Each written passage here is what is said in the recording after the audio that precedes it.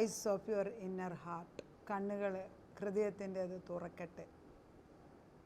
ദൈവത്തിൻ്റെ പരിശുദ്ധാത്മാവ് കടന്നു വന്ന് നമ്മുടെ കണ്ണുകളെ തുറപ്പിച്ചെങ്കിൽ മാത്രമേ വിജയ ജീവിതം ലഭിക്കത്തുള്ളൂ.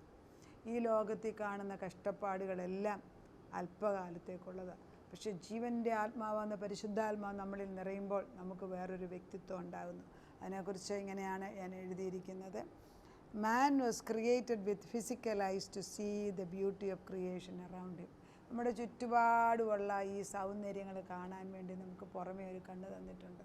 അതുകൊണ്ടാണ് നമ്മൾ ഈ പല കളറുകൾ, പല പച്ച തന്നെ പല കളറുകളുണ്ട്. പച്ചയ്ക്ക് തന്നെ പച്ചയുണ്ട്, പച്ച വെള്ളയുണ്ട്, ലൈറ്റ് ഗ്രീൻ ഉണ്ട്, ഡാർക്ക് ഗ്രീൻ ഉണ്ട്. ഇതൊക്കെ ആസ്വദിക്കാൻ ഈ പുറത്തെ കണ്ണിനെ സാധിക്കത്തുള്ളൂ. എന്തൊരു ഭംഗിയല്ലേ! നമ്മൾ എവിടെ ഒരു ചെറിയ ഒരു ബേർഡിനെ എടുത്ത് നോക്കിയാൽ മനോഹരം. അതിൻ്റെ തൂവലുകളുടെ കളർ കണ്ടാൽ നമ്മൾ അതിശയിച്ചു. ഒരു താമരയൊന്ന് നോക്കിക്കേ, മനോഹരമായിട്ട് അത് ആ ചെളിക്കകത്ത് ഇങ്ങനെ പൂത്ത് നിൽക്കുന്ന അതിൻ്റെ ബ്യൂട്ടി. അതൊക്കെ ആസ്വദിക്കാൻ, ചുറ്റുപാടുള്ളത് കാണാനും ഒക്കെ നമുക്ക് കണ്ണ് തന്നിരിക്കുന്നത്. ആ കണ്ണ് പുറമേയുള്ള കാര്യങ്ങൾ കാണാൻ വേണ്ടി ദൈവം സൃഷ്ടിച്ച കണ്ണുപൊട്ടന്മാരും ജീവിക്കുന്നുണ്ട് ഇവിടെ. അവർ നമ്മൾ കണ്ടില്ല, വടിയും കൊണ്ട് ഇങ്ങനെ തട്ടിപ്പുണ്ട്, അവരും ജീവിക്കുന്നുണ്ട് സംഭവതി. പക്ഷേ they cannot enjoy the beauty around them. അതൊരു വലിയ സന്തോഷമാണ്. എന്നാൽ നമുക്ക് സമയമില്ലല്ലോ. ഒരു നല്ല പൂ കിളുത്തി നമ്മൾ കാണുന്നുണ്ട്. ഒരു നല്ലൊരു കുട്ടി ഒരു നല്ല ഡ്രസ്സ് ഇട്ടുകൊണ്ട് വന്നാൽ നമ്മൾ നോക്കാറുണ്ട്? ഇല്ല. അല്ലെങ്കിൽ എന്തെങ്കിലും ഒരു നല്ല ഒരു കാര്യം നമ്മളത് ആസ്വദിക്കാറുണ്ട്? സമയമില്ല, ഒന്നിനും സമയമില്ല. എന്തിനെങ്കിലും ഒരു പ്രോഗ്രാമിന് ചെന്നാൽ നമ്മളത് ചെല്ലും, കഴിയും, അതിനു മുമ്പേ വീട്ടിൽ തിരിച്ചു പോകും. നമുക്കൊരിക്കലും ഒരിടത്ത് ഇരുന്ന് ആസ്വദിക്കാൻ ഒക്കുന്നില്ല. Man has become like machine. മനുഷ്യൻ മൃഗങ്ങളെ പോലെ, മെഷീനെ പോലെ ആയി മാറുകയാണ്. He was also formed with spiritual eyes to understand the deeper things of God. എന്നാൽ ദൈവത്തിൻ്റെ ഉൾക്കണ്ണുണ്ട്. ദൈവത്തിൻ്റെ ഡീപ്പറായിട്ടുള്ള അല്ലെങ്കിൽ ആഴമേറിയ സത്യങ്ങൾ മനസ്സിലാക്കണമെങ്കിൽ നമുക്കുള്ളിലൊരു കണ്ണ് വേണം. ആ കണ്ണുകൊണ്ട് നമ്മൾ നോക്കിയെങ്കിൽ മാത്രമേ നമ്മൾ ആരെന്ന് മനസ്സിലാക്കത്തുള്ളൂ. ആ കണ്ണ് പലരുടേതും അടഞ്ഞായിരിക്കുന്നത്. അത് തുറക്കണം. ദൈവമേ, ആ ഉൾക്കണ്ണ് എനിക്ക് തുറന്നു തരണം. അത് പരിശുദ്ധാത്മാവിൻ്റെ ജോലിയാണ്. ആ കണ്ണില്ലാത്തവൻ എങ്ങനെ പറഞ്ഞു കൊടുത്താലും അവന് മനസ്സിലാകത്തില്ല. നമ്മൾ എന്തെങ്കിലും പറഞ്ഞു കൊടുത്താൽ അവർ ഓർക്കത്തുമില്ല. മറവിയാണ്, എല്ലാത്തിനും ഓർമ്മയാണ്. ആത്മീയകോളം പറഞ്ഞിട്ട് കാര്യമില്ല. So just like we have eyes for our body, നമ്മുടെ ശരീരത്തിന് കണ്ണുള്ളതുപോലെ we have eyes for our hearts, നമ്മുടെ ഹൃദയത്തിന് കണ്ണുണ്ട്. അത് അല്ലെങ്കിൽ സ്പിരിച്വൽ ഐസ് എന്നാണ് പറയുന്നത്. അതുകൊണ്ട് നമ്മൾ കാണുന്നത് ആത്മീയ കാര്യങ്ങളാണ്. അപ്പം നമ്മൾ ഈ ആത്മീയ കാര്യങ്ങൾ കാണാൻ വേണ്ടി ആത്മീയ കണ്ണ് നട്ടുതരണമെന്ന് പ്രാർത്ഥിക്കണം. അത് പരിശുദ്ധാത്മാൻ. If our spirit is alive we see the spiritual realm and know the truth about God, our hope and inheritance and God's power. അതായത് നമ്മുടെ ആത്മാവിൻ്റെ കണ്ണ് തുറക്കാമെങ്കിൽ ഞാൻ ആരെയെന്ന് എനിക്ക് മനസ്സിലാകും. അതുകൊണ്ടാണ് ഈ പൗലോസ് എഫെസ്യർക്ക് എഴുതിയ ലേഖനത്തിനകത്ത് വ്യക്തമായിട്ട് എഴുതിയിരിക്കുകയാണ്, ദൈവമേ എൻ്റെ ആന്തരിക കണ്ണൊന്ന് തുറക്കണം, എൻ്റെ ഹൃദയത്തിൻ്റെ ദൃഷ്ടി ഒന്ന് തുറക്കണമെന്ന്.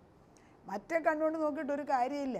അപ്പോൾ ഹൃദയ ദൃഷ്ടി തുറപ്പിക്കാൻ നമ്മൾ ചോദിക്കണം.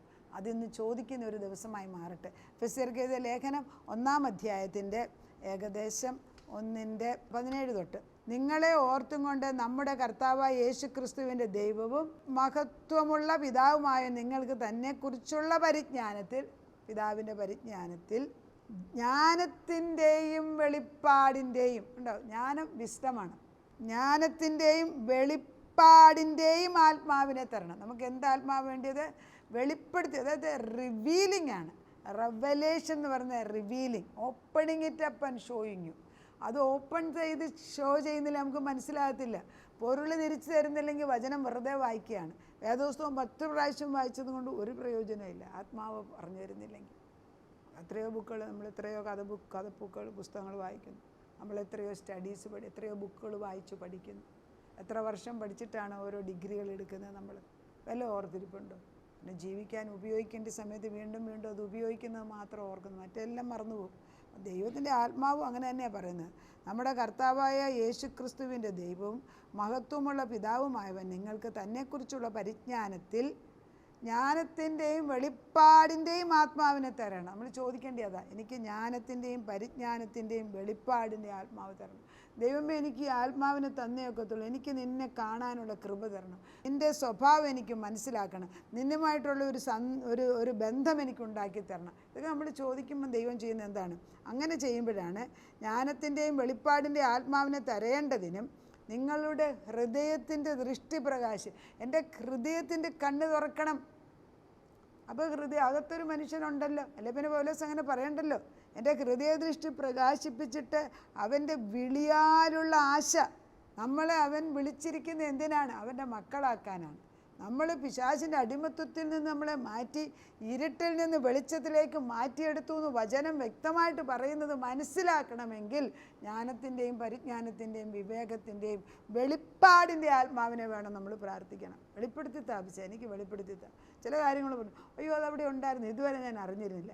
അതാണ് പലതും ഇതിനകത്ത് ഉത്തരവുണ്ട്, പക്ഷെ ആരെങ്കിലും പറയാതിരുന്ന് നമ്മൾ അറിയുന്നില്ല. അതുകൊണ്ടാണ് നിൻ്റെ ഹൃദയദൃഷ്ടി തുറക്കുന്നത് എന്തിനാണെന്നറിയാമോ? വിളിയാലുള്ള ആശ. എന്നെ വിളിച്ചത് എന്തിനാണ്? ദൈവമകളല്ലേ ദൈവമകനെന്ന് അറിയിക്കാനാണ് വിളിച്ചത്.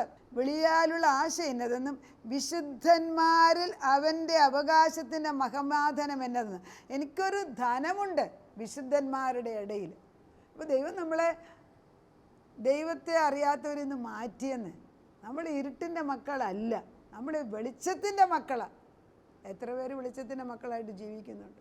നമ്മൾ വിശ്വാസികളെ കണ്ട് അങ്ങോട്ടും ഇങ്ങോട്ടും ചിരിക്കുന്നത് പോലും കുറവാണ്, സ്നേഹത്തോടെ മിണ്ടുന്നത് കുറവാണ്, സഹോദരി സഹോദരന്മാർ വഴക്കുണ്ടാക്കുന്നത് കോമണാണ്. എല്ലാ ഭവനങ്ങളിലും ഛിദ്രതയുടെ ആത്മാവ് പിശാച് ഇട്ടിട്ടുണ്ട്. നമുക്കത് വെട്ടിമാറ്റാൻ വയ്യാത്തവണ്ണം പിശാച് കളിക്കുകയാണ്.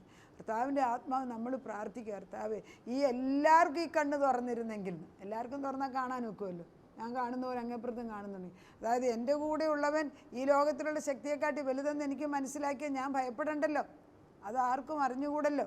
അതുകൊണ്ടല്ലേ നമുക്ക് തമ്മിൽ എന്തെങ്കിലും പ്രോബ്ലം ഉണ്ടെങ്കിൽ നമ്മൾ വിശുദ്ധന്മാരെ വിളിച്ചത് പരിഹരിക്കുന്നതിന് പകരം ജാതികളുടെ ഇടയ്ക്ക് നീ കോടതിയിൽ കൊണ്ട് കൊടുക്കുന്നതെന്ന് ദൈവം വേറെടുത്ത് ചോദിക്കുന്നുണ്ട്. എൻ്റെ അകത്തെ ദൃഷ്ടി തുറക്കണം, ഹൃദയദൃഷ്ടി പ്രകാശിപ്പിക്കണം. അവൻ്റെ വിളിയാലുള്ള ആശ ഇന്നതെന്ന് വിശുദ്ധന്മാരിൽ അവൻ്റെ അവകാശത്തിൻ്റെ മഹിമാധനം. നമുക്ക് ദൈവത്തിൽ ഒരു അവകാശമുള്ള മക്കളാണ്. ദൈവമക്കളെങ്കിൽ അവകാശികളും കൂട്ടവകാശികളാണെന്ന് പറയുന്നു. അവൻ്റെ ബലത്തിൻ വല്ലഭത്തിൻ്റെ വ്യാപാരത്തിൽ വിശ്വസിക്കുന്ന നമുക്ക് വേണ്ടി വ്യാപരിക്കുന്ന അവൻ്റെ ശക്തിയുടെ അളവറ്റ വലിപ്പം. നമ്മളിൽ വ്യാപരിക്കുന്ന പരിശുദ്ധാത്മാവിൻ്റെ ശക്തി. ഇത് 3 കാര്യങ്ങൾ അറിയേണ്ടത്. എന്ത്? എല്ലാവരുടെയും കാര്യമല്ല, അവനവൻ്റെ 3 കാര്യങ്ങൾ. ഒന്ന്, ഞാൻ ദൈവത്തിൻ്റെ മകനാണെന്നുള്ള അറിയാനുള്ള ഹൃദയത്തിൻ്റെ ദൃഷ്ടി എനിക്ക് തോന്നും. 2, ദൈവത്തിൻ്റെ ആത്മാവ് പറയുന്നു എനിക്ക് അവകാശമുണ്ട്, ഞാൻ അവകാശിയും കൂട്ടവകാശിയുമാണ് ദൈവത്തോട്. 3, ദൈവത്തിൻ്റെ ആത്മാവിൽ എനിക്ക് പരിശുദ്ധാത്മാവിൻ്റെ ശക്തി എന്നിലുണ്ട്. അപ്പം നമ്മൾ ഈ സത്യങ്ങൾ അറിയുന്നില്ല എങ്കിൽ പിശാച് നമ്മളെ തോൽപ്പിക്കുന്നതിനും പ്രതി. അതെല്ലാം നമ്മളിതെടുത്ത് വായിച്ചു കൊടുക്കണം. എല്ലാവർക്കും ഇത് കാണാതെ പഠിച്ച് അറിയത്തില്ലെങ്കിൽ വളരെ സിമ്പിളായിട്ട് 3 കാര്യങ്ങളാണ്. ഒന്ന് എഫെസ്യർക്ക് എഴുതിയ 1:17 തൊട്ടുള്ള വാക്യമാണ് ഞാൻ എടുത്തത്. അതിന് 3 കാര്യങ്ങൾ. 1, നമ്മൾ അവൻ്റെ ആശയാണ്. എന്താണ്? ഞാൻ അവൻ്റെ മകളാണ് അല്ലെ മകനാണ്. 1. 2, എനിക്ക് അവകാശമുണ്ട്, എനിക്കൊരു ഇൻഹെറിറ്റൻസ് ഉണ്ട്, ഞാൻ അവകാശിയാണ് ദൈവത്തിൻ്റെ എല്ലാ കാര്യങ്ങൾക്കും. 3, എൻ്റെ ഉള്ളിൽ ശക്തിയാകുന്ന പരിശുദ്ധാത്മാവ് പ്രവർത്തിക്കുന്നുണ്ട്, ഞാൻ ബലഹീനയല്ല, ഞാനൊരു സ്ലേവ് അല്ല, ശത്രുവിൻ്റെ കയ്യിൽ എന്നെ ഇനി ആയുധമാക്കി വിടത്തില്ല. പറയണം നമ്മൾ പറഞ്ഞുകൊണ്ടിരിക്കണം. നമ്മുടെ തലമുറകളെ ദൈവം വിടത്തില്ല, അവരെ കണ്ടു കഴിഞ്ഞു. ദൈവം വേലികെട്ടി ഇപ്പോൾ ഉറപ്പിക്കുകയാണ്. കർത്താവ് കുഞ്ഞുങ്ങളെ സൂക്ഷിക്കുകയാണ്. എല്ലാത്തിനെയും പെട്ടകത്തിനകത്തോട്ട് കൊണ്ടുവരികയാണ്. നോഹയുടെ പെട്ടകത്തിനകത്ത് കൊണ്ടുവരേണ്ടവരെല്ലാം ദൈവം കൊണ്ടുവന്നു. 8 പേരെ കിട്ടിയുള്ളെന്ന്. ഇന്ന് എത്ര പേര് കാണുമെന്ന് ദൈവം ചോദിക്കുന്നതായിട്ട് നമുക്ക് കാണാം. പക്ഷെ നമ്മൾ സത്യം അറിയുകയാണെങ്കിൽ നമ്മൾ മൂലം അനേകരെ കൊണ്ടുവരാൻ സാധിക്കും. നമ്മുടെ മക്കളെ, മരുമക്കളെ, കൊച്ചുമക്കളെ നമ്മൾ പ്രാർത്ഥിക്കുന്ന നമ്മുടെ കൂട്ടത്തിൽ സമൂഹത്തിൽപ്പെട്ടവർ, നമ്മുടെ സഹോദരി എല്ലാവരും ഇതിനകത്ത് കൊണ്ടുവരാനായിട്ട് നമുക്ക് പ്രാർത്ഥിക്കാം. ഈ ഹൃദയ ദൃഷ്ടി അവരുടേതും തുറക്കാനായിട്ട് നമുക്ക് പ്രാർത്ഥിക്കാം. ആത്മാവുള്ളവനോട് ഈ ആത്മാവ് സംസാരിക്കുന്നത് മനസ്സിലാക്കത്തുള്ളൂ. പക്ഷെ ദൈവം ആരുടെയൊക്കെയോ ഹൃദയം ഇന്ന് തുറന്നു തന്നിരിക്കുന്നതിനാൽ നമുക്ക് സ്തോത്രം ചെയ്യാം. കർത്താവിന് മുമ്പിൽ നമുക്ക് വിനയപ്പെട്ട് ദൈവമേ നമ്മുടെ കണ്ണുകളെ തുറപ്പിക്കാൻ വേണ്ടി പ്രാർത്ഥിക്കാം. നാഥ, നിൻ്റെ മുമ്പിലേക്ക് ഞങ്ങൾ കടന്നു വരികയാണ്. അതിപരിശുദ്ധനായ ദൈവത്തിൻ്റെ ആത്മാ ഞങ്ങളിൽ കൂടെ വ്യാപരിക്കുന്നതിന് സ്തോത്രം ചെയ്യുന്നു.